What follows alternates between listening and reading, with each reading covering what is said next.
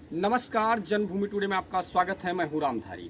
आज हूँ श्रावस्ती में और श्रावस्ती में भगवान बुद्ध की तपोस्थली पे हैं और यहाँ पे ऐसी जगह पे हैं जिस वृक्ष के नीचे भगवान बुद्ध ने तपस्या की थी और हम जानेंगे कि इस वृक्ष का क्या महत्व है। यहाँ पे तपस्या भगवान श्रावस्ती उत्तर प्रदेश की राजधानी लखनऊ से 175 किलोमीटर की दूरी पर एक खूबसूरत शहर है।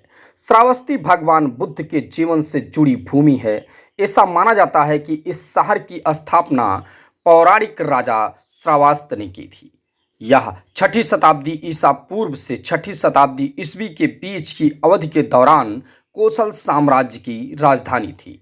श्रावस्ती शहर दो भागों में विभाजित है, सहेत और महेत। श्रावस्ती शहर सबसे बड़े आकर्षणों में से जैन और बौद्ध मंदिरों, किलों और स्तूपों के खंडार और अवशेष हैं। श्रावस्ती शहर भगवान बुद्ध के भक्तों के लिए बहुत महत्व रखता है, क्योंकि यह वह स्थान है जहां पर भगवान बुद्ध ने अपने जीवन के 24 मानसून बिताए थे। इस स्थान का दूसरा मार्मिक महत्व यह है कि भगवान महावीर ने अपनी तपस्या के दौरान इस और बाद में तीर्थंकर के रूप में इस शहर का कई बार दौरा किया। ऐसा माना जाता है कि भगवान बुद्ध ने श्रावस्ती में कई चमत्कार किए थे। उन्होंने खुद लाखों रूप दिखाए थे और कभी उनके शरीर से पानी तो कभी आग निकलती थी। इस तरह की चमत्कारी घटनाओं के बारे में आज भी वहाँ के शहर के लोग बताते हैं। और आनंद बौद्ध वृक्ष एक महत्वपूर्ण वृक्ष है जिसको माना जाता है कि 2500 वर्ष पूर्व भगवान बुद्ध ने यहाँ पर तपस्या की थी। धार्मिक दृष्टि से अत्यंत महत्वपूर्ण यह वृक्ष कई पर्यटकों को आकर्षित करता है।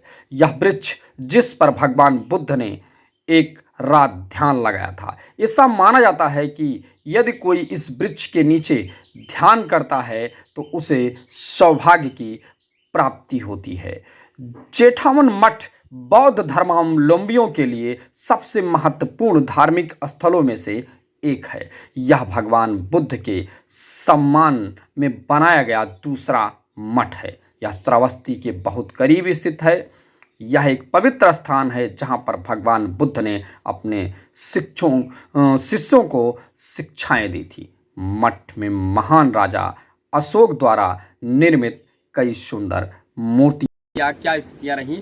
यहाँ पे कुछ बौद्ध भिक्षु हैं, उनसे जानकारी करेंगे। महाराज जी, यहाँ पे भगवान ने कितने दिन तपस्या की थी?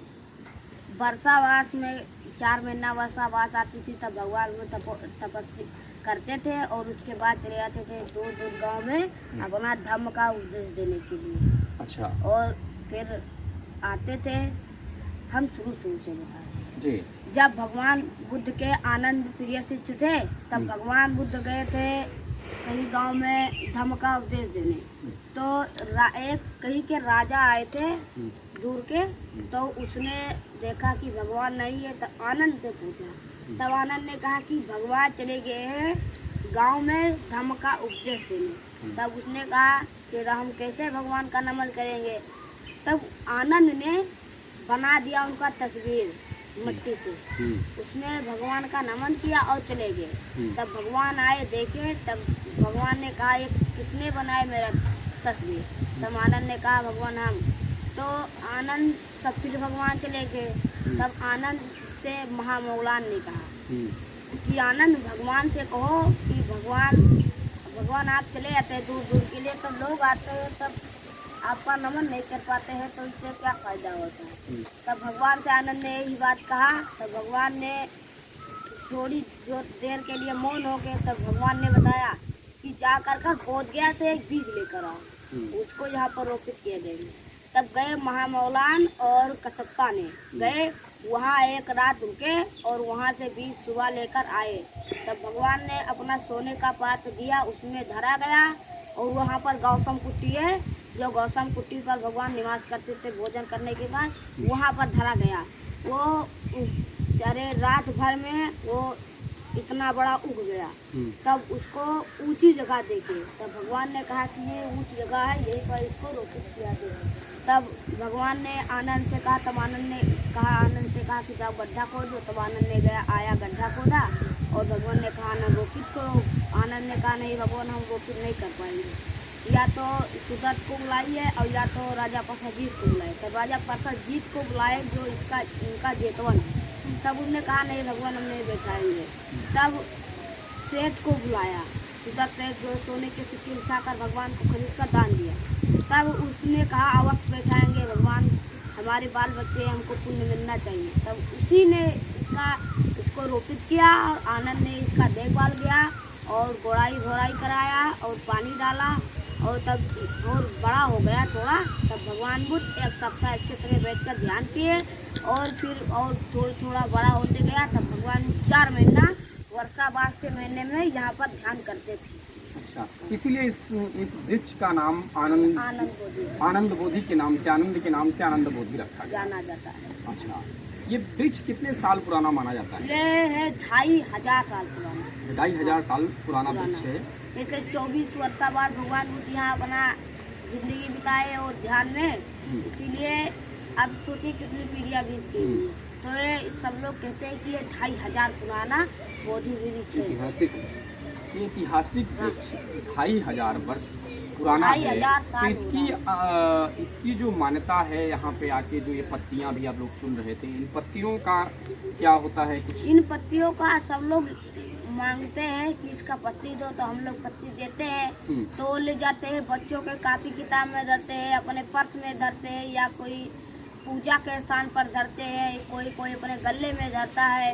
इसका बहुत उपाय है, मतलब जैसे अन्य लोग तोड़ने आते हैं और अन्य लोग तोड़ते हैं के बराबर तो मानना जाता भगवान के है, रूप में बोधि वृक्ष है, तो इसीलिए तो हम लोग मना कर देते कि तोड़ना मत, तो मना करते हैं। हाँ, हमारे अच्छा, जो टूट के खुद गिरता है, जो बंदर उसी मक्खी पत्ते का गिराते जो है हैं वो पत्ते हम लोग इकट्ठा और कर लेते टूटते हैं, तो तोड़ते हमारे समय मना बहुत लोग करते हैं हैं। ये इसके बाद में पत्तियाँ धरे रहते हैं, वो दे देते हैं। और जो जिसका मन होता है वो श्रद्धा से अपने 10-20-50 देता है, नहीं तो हम लोग लेते मांगते नहीं है।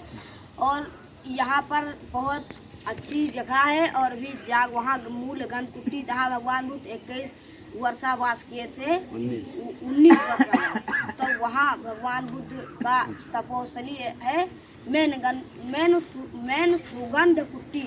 अच्छा, ठीक है, तो ये इधर पड़ेगा अपना। हाँ। इधर पड़ेगा।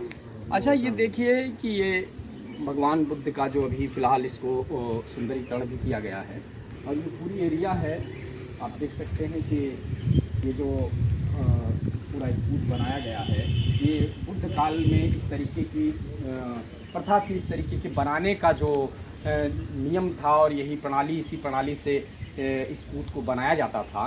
एक डिज़ाइन कह सकते हैं वर्तमान समय की जो डिज़ाइन थी, इनका फॉर्मेट था, इसी तरीके से हुआ करता था जो धार्मिक स्थान बनाए जाते थे इसके। फिलहाल हम चुनावी दौरे पे थे और चुनावी कवरेज पे थे और हमें जो है भगवान बुद्ध की ये तपोस्थली और वृक्ष यहाँ पे था, तो हमने सोचा आपको ज़रूर इसके दर्शन कराएं और इसके विशेषताओं के बारे में बताएं।